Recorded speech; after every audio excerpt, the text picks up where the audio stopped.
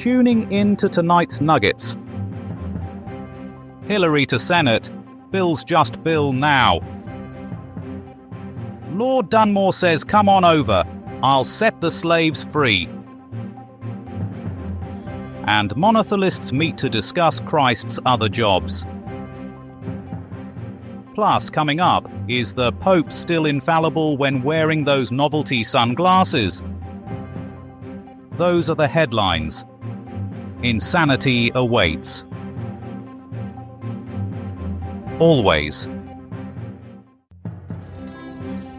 Today, Newsbang, disrupting the natural order with glorious, elegant absurdity. Audacious 2000. Former First Lady Hillary Clinton has become the first presidential spouse to win elected office since Martha Washington's failed bid to become Chief Executioner of Virginia in 1799. Clinton secured victory in New York despite accusations of carpetbagging, a 19th century practice where politicians would stuff their luggage with actual carpets to appear more wealthy and distinguished. Local resident Chip Butterworth claimed he saw Clinton arriving at campaign events with at least 7 Persian rugs and a welcome mat. The historic win came after Clinton proved her New York credentials by successfully completing the traditional Senate candidate initiation ritual, eating an entire hot dog while riding the subway and simultaneously solving a crossword puzzle in the New York Times. Political analysts note that Clinton's victory marks the first time a First Lady has transitioned from choosing White House curtains to potentially filibustering defense appropriations bills. When asked about the significance, Clinton's opponent, Rick Lazio, was found crying in a broom cupboard, muttering something about vast right-wing conspiracy theories. 1775. Chaos erupted in Virginia today as Lord Dunmore announced plans to steal everyone's slaves in what witnesses describe as the worst case of servant nicking since Roman times. The proclamation, written on the back of a tavern receipt, promised freedom to any slave willing to fight for Britain, plus a complimentary set of steak knives. Local plantation owner Jeremiah Two-Wigs Winchester expressed outrage. "First they tax our tea, now they're stealing our property. What's next? Teaching them to read." The newly formed Royal Ethiopian Regiment has already attracted hundreds of recruits, though military experts question the wisdom of arming people you've previously kept in chains. One anonymous British officer admitted, "In hindsight, maybe we should have thought this through." Colonial forces are reportedly absolutely livid about the proclamation, with one Patriot leader declaring, "This is the most dastardly act of political undermining since my wife started voting differently to spite me." Meanwhile, Lord Dunmore has been seen frantically measuring curtains in his office as angry mobs gather outside with pitchforks and strongly worded letters. 680. Breaking news from Constantinople, where theological violence has erupted at what witnesses are calling the mother of all church meetings. Emperor Constantine IV's attempt to settle a religious dispute has descended into chaos after delegates couldn't agree on how many personalities Jesus had. The controversy began when Pope Honorius I suggested Christ only had one will, prompting outrage from Orthodox believers who insisted he had two. "It's basic mathematics," screamed one angry bishop. "God plus man equals 2 wills. Even my donkey knows that." Pope Agatho's presentation, titled "Why My Predecessor Was a Complete Bell End," drew thunderous applause from the assembled clergy. Honorius was posthumously condemned, making him the first pope to be officially labelled worse than a horse's bottom by an ecumenical council. The meeting concluded with a unanimous verdict that Christ definitely had 2 wills, though several delegates were heard muttering, "Could have been 3 on their way out." Emperor Constantine later declared the matter settled, threatening to feed anyone who disagreed to his pet lions. Today, Newsbang, injecting clarity into the veins of misinformation. And now, with a look at tomorrow's weather patterns, here's our meteorological master of ceremonies, Shakanaka Giles.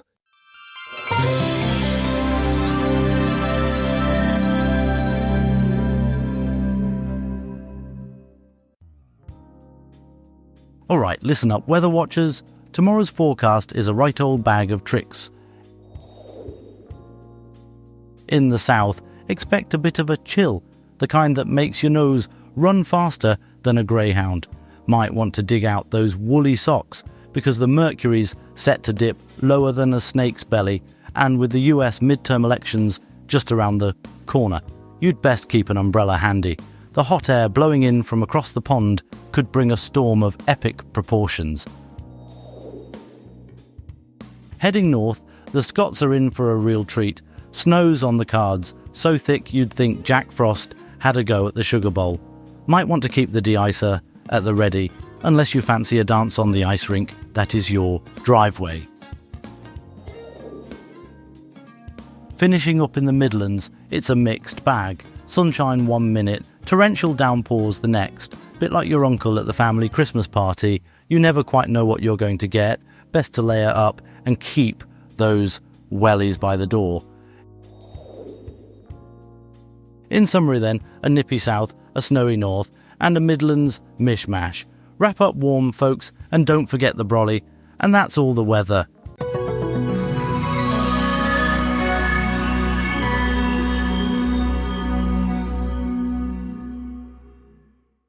Tatende 1917. British forces have finally captured Gaza after what witnesses describe as 3 rather determined attempts. General Allenby's masterful deception tactics apparently involved convincing the Ottoman forces that his army was actually a travelling circus, complete with tanks disguised as particularly aggressive elephants. The multinational force included Australians, who reportedly complained about the lack of decent coffee throughout the entire campaign.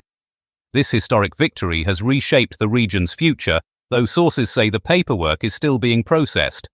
And now, over to our war correspondent Brian Bastable, who's been examining the strategic implications while standing in a replica trench. This is Brian Bastable reporting from the scorched earth of Gaza, where the Ottoman forces are retreating faster than my Aunt Mabel after discovering a spider in her knickers.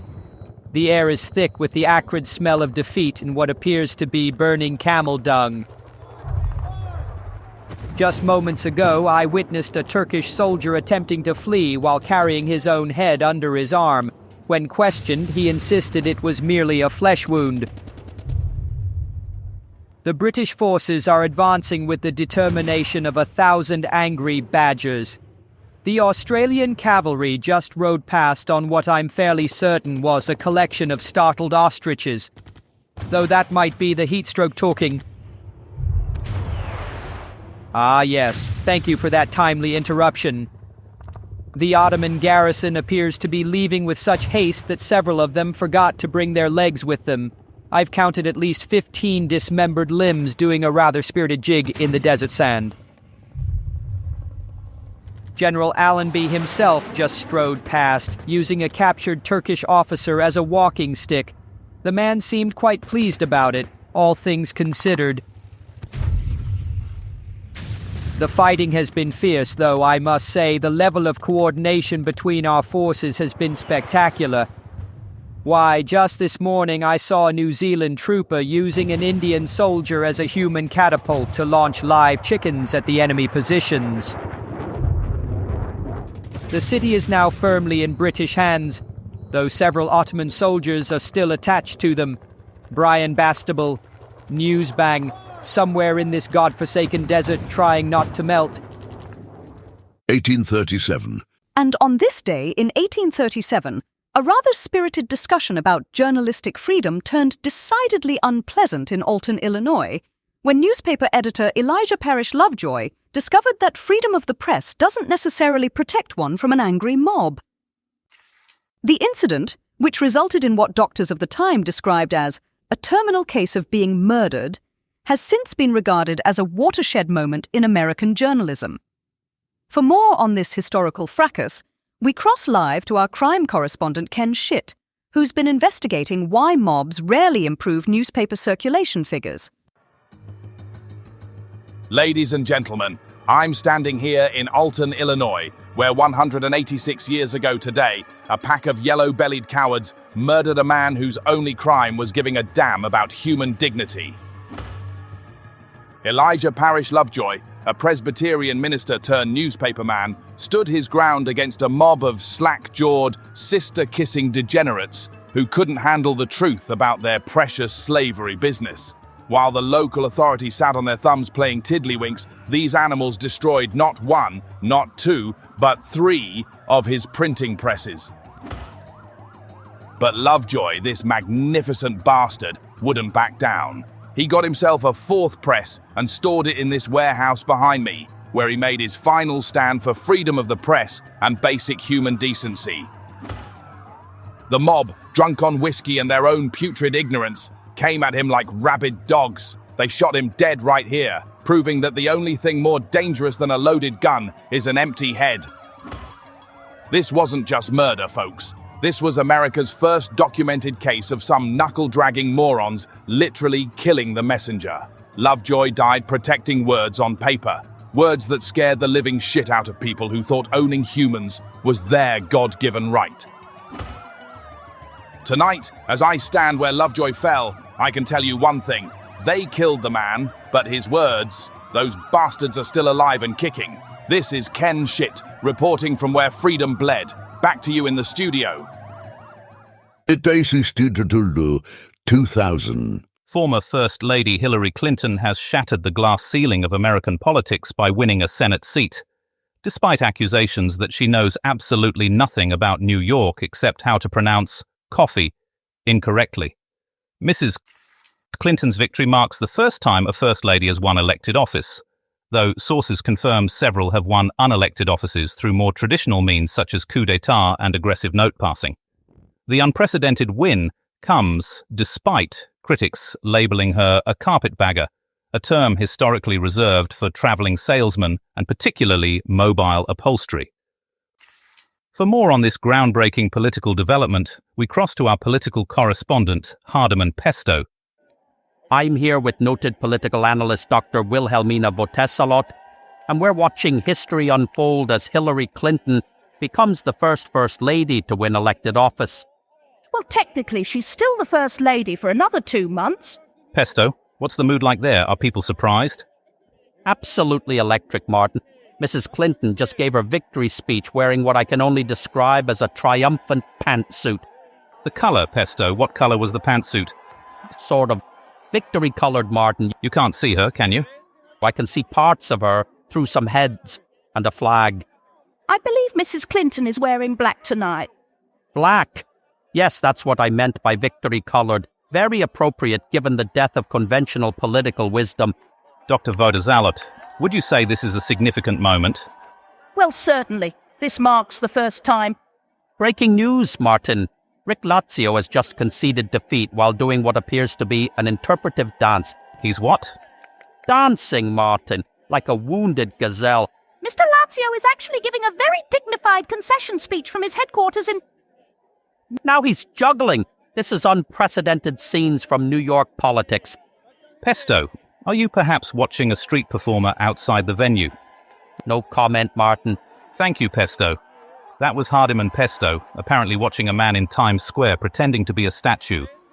1916. 42. Reach for the smelling salts, for a seismic shift has just rocked the very foundations of American politics. In the year 1916, a woman, yes, a woman, has managed to infiltrate the hallowed halls of Congress. Jeanette Rankin, armed with a stern expression and a suitcase full of progressive ideals, has stormed the male bastion of Montana politics, leaving the establishment trembling in their spats. Is this the dawn of a new era, or just a temporary hormonal imbalance in the political ecosystem? For more on this earth-shattering development, we go live to our correspondent on the scene, the indomitable Melody Wintergreen.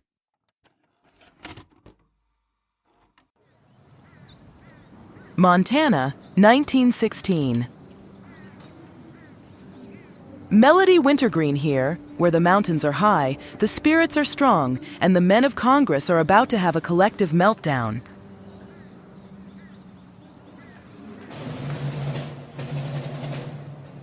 Jeanette Rankin, a name that will forever be etched in the annals of American history, has just done the unthinkable.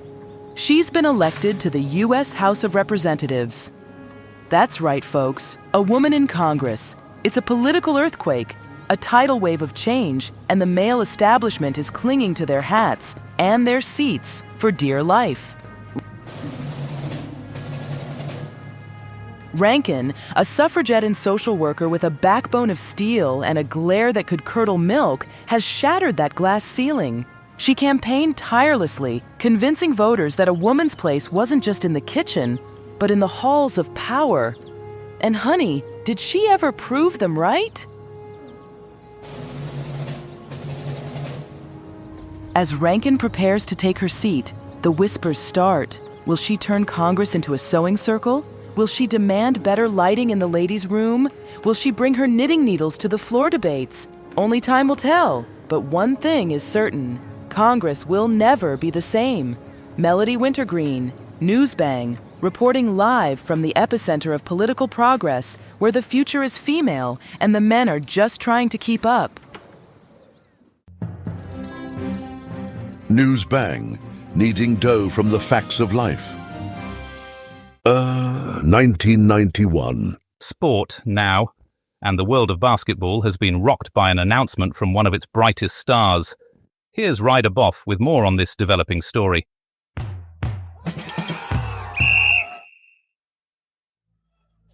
And now, shocking news from the world of basketball tonight in 1991, as Magic Johnson, the Lakers' star player and five-time NBA champion, has announced he's hanging up his considerably large shorts after testing positive for HIV.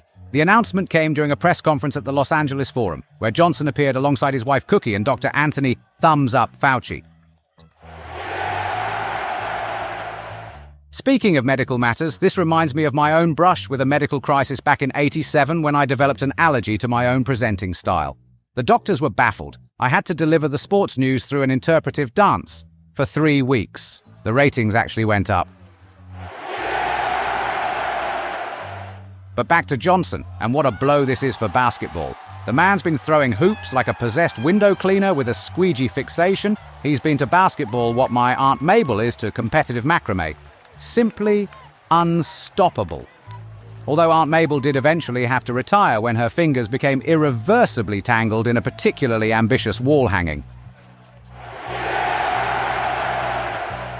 Johnson's announcement has sent shockwaves through the sporting world, rather like that time at the Chipping Norton Bowls Club when someone accidentally replaced all the woods with painted coconuts.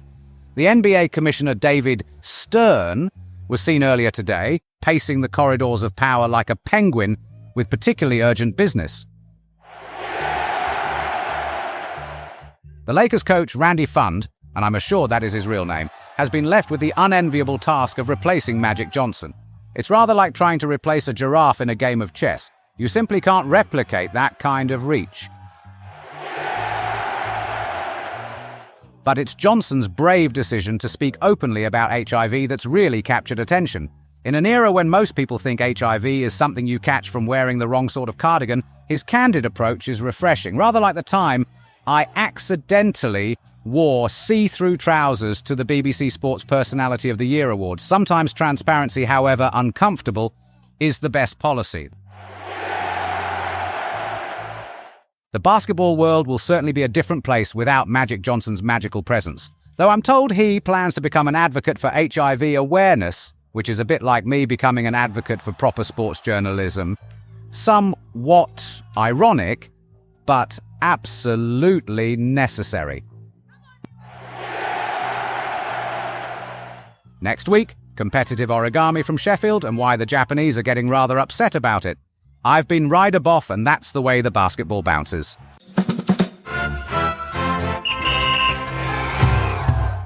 And now, our environmental correspondent, Penelope Winchime, brings us a special report on the Soviet oil platforms of the Caspian Sea. EnviroNews Flash Darlings, I'm Penelope Winchime with a tear-jerking tale from this day in 1949, when humanity first wounded Mother Caspian by piercing her aquatic bosom with oil drills. Sniff.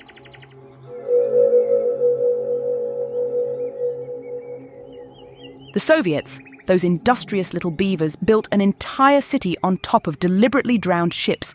Imagine. They called it Neftaslari, which I'm told means where the fish go to cry in ancient Azerbaijani. 5,000 workers lived atop this metallic spiderweb of bridges and platforms, creating the world's first floating communist utopia, where even the seagulls had to share their fish equally.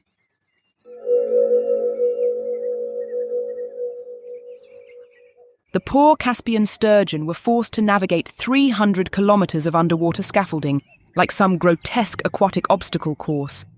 Many developed severe anxiety and had to attend fish therapy.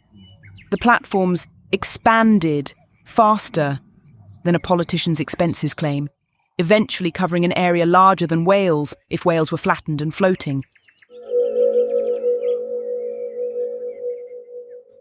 But oh, the environmental impact. The seabed looks like someone dropped a giant metal hairball into Mother Nature's bathtub. Scientists report that confused seals now bark with Russian accents, and local fish have developed an unhealthy addiction to crude oil.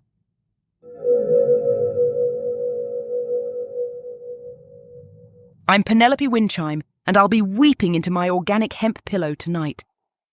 And now for our nightly transport roundup. Here's Polly Beep with news of bridges behaving badly and elephants causing chaos on the M4.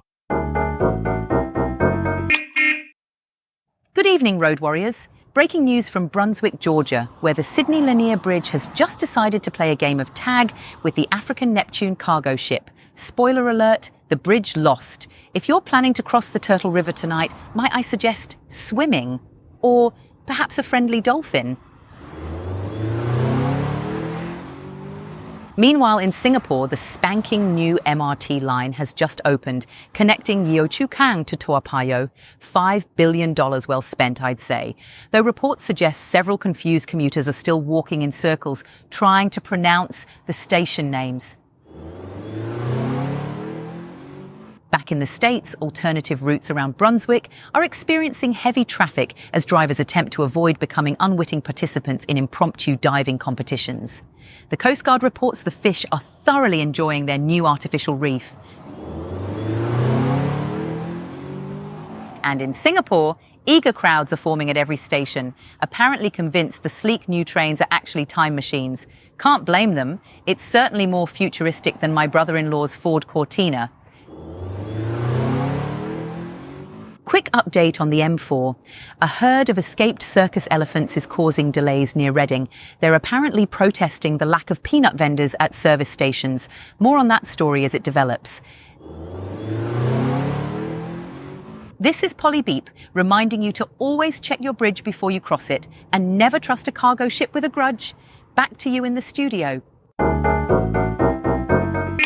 Due 1997. And now, our science correspondent Calamity Prendeville investigates why British cinema's greatest triumph involved woodlice from Peterborough.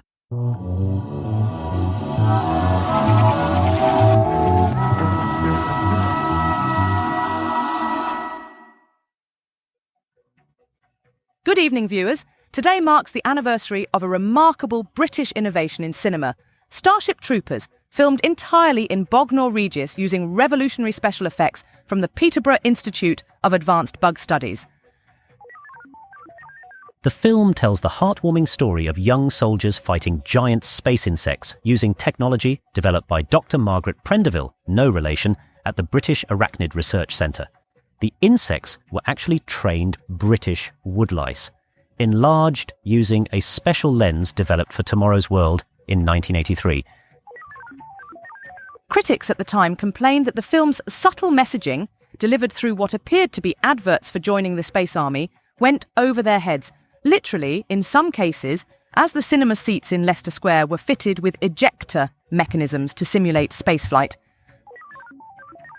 The young cast was selected through a groundbreaking computer program called Actortron, developed by Sinclair Research, which specifically chose performers who looked like they'd never held a real job. The spacesuits were designed by Marks & Spencer's experimental fashion division. Despite initial confusion, the film has since been recognised as a masterpiece of British satire, joining the ranks of other misunderstood classics like The Accounting Ninja and Telephone Sanitizer the Movie. Would you like to know more? Well, Tough luck, because that's all we have time for. This is Calamity Prendeville, reporting for Newsbang.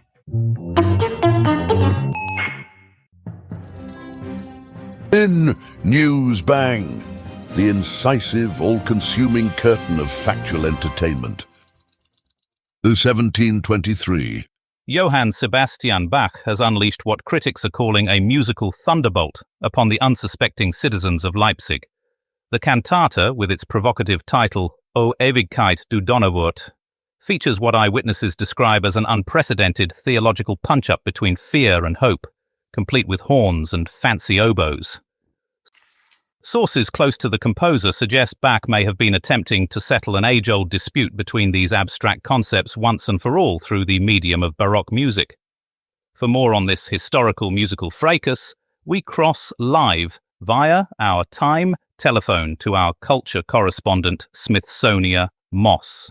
Now, at this point of the evening, we welcome listeners on FM who've just joined us.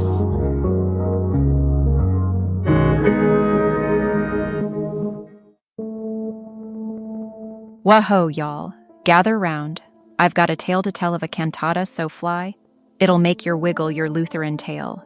Johann Sebastian Bach, the master of Baroque, the Sultan of the Sacred, dropped a knowledge bomb on Leipzig, and it's still making waves to this day.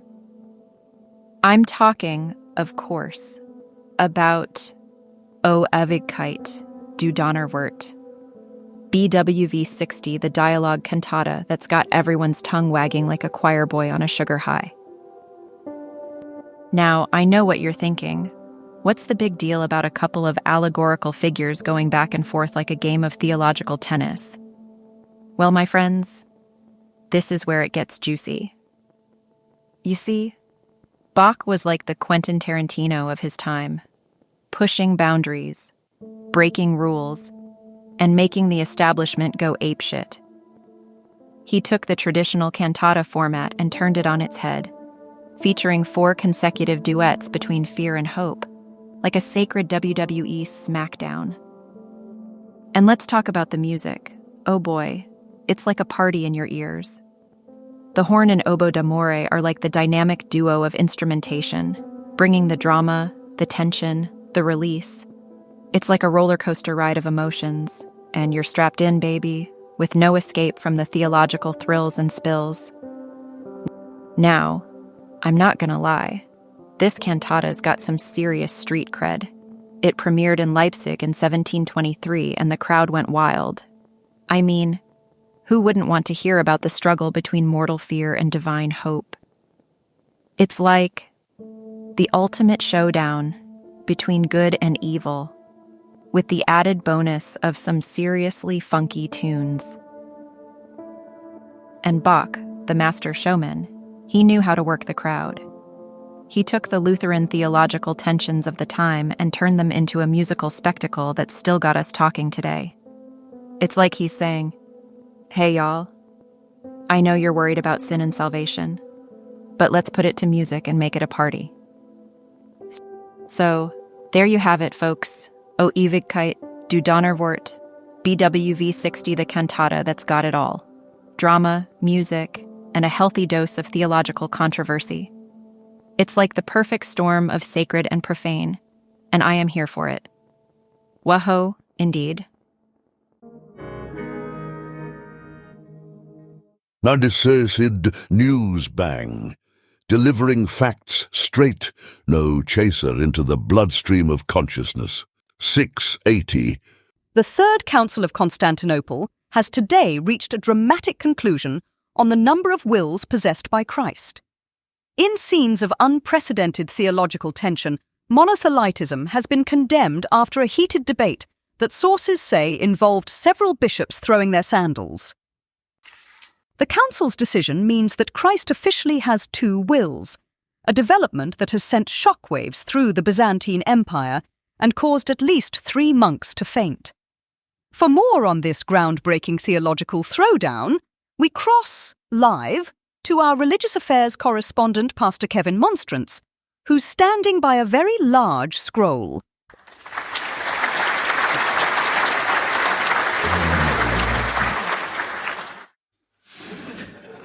Good evening, blessed viewers. Before I begin tonight's tale of theological intrigue, I must address the rather peculiar mood of our producer, Martin Bang. Poor chap's been in quite a state since his wife caught him trying to solve theological disputes by consulting his magic 8-ball. Will monothelitism be declared a heresy? Shake, shake. Ask again later. Speaking of theological disputes, back in 680, Constantinople was absolutely buzzing with religious controversy. Now, you might think theological debates are dry affairs, but let me tell you about my Uncle Theodore, who once got into heated argument about how many angels could dance on the head of a pin. He was absolutely convinced the answer was, depends on if it's ballroom or disco. But I digress. This reminds me of a monk I knew who walked into a bar. No, wait. That's not the story I wanted to tell. Ah, yes. There was this monastery where 2 monks were having a terrible dispute. One monk insisted Christ had 1 will, while the other insisted he had 2. They decided to settle it with a game of chess. The first monk said, "If I win, monothelitism is true." The second monk replied, "And if I win, diothelitism prevails." The abbot overheard and said, brothers, surely there's a better way to settle this." They both turned to him and said, "You're right. Best 2 out of 3. But back to Constantinople in 680. Emperor Constantine IV was getting rather tired of all this theological bickering. Much like our producer Martin when the coffee machine breaks down and he has to decide between instant coffee or herbal tea. A crisis of biblical proportions in the Newsbang office, I assure you.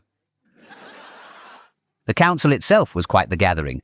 Bishops from all over arguing about whether Christ had 1 will or 2. Imagine trying to decide where to go for lunch with that lot. I fancy Greek. But do you fancy it with 1 will or 2 wills? Speaking of wills, that reminds me of the joke I was going to tell you about the monk who died and left everything to his cat.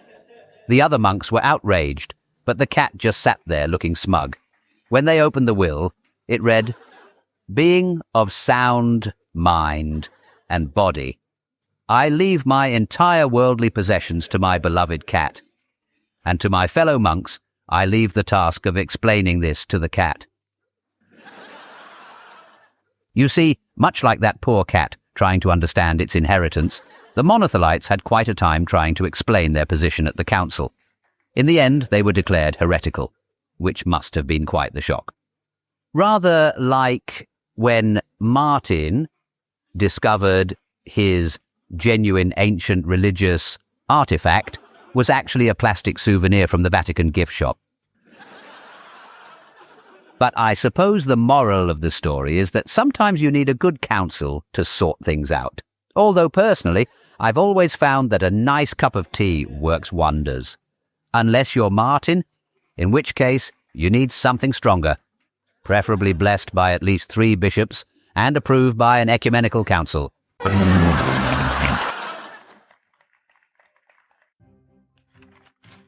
Just time to take a look at tomorrow's papers. The Times lead with U.S. Senate's got its first black man for 100 years. That's Edward Brooke. The Telegraph go with Viet Cong, tell Aussies to hop it. And the Mirror, Enniskillen horror, 12 dead. That's all on that one. The Independent opt for gas price rise, likely to mean soggy bottoms. The Mail lead with scientists baffled by dreaming duck. That's it for tonight. Don't forget the real pleasure is being not watching us.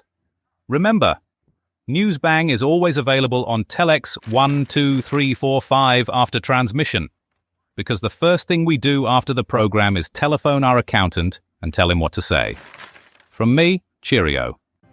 Tune in next time for more artificially intelligent hilarity. Newsbang is a comedy show written and recorded by AI. All voices impersonated. Nothing here is real. Good night.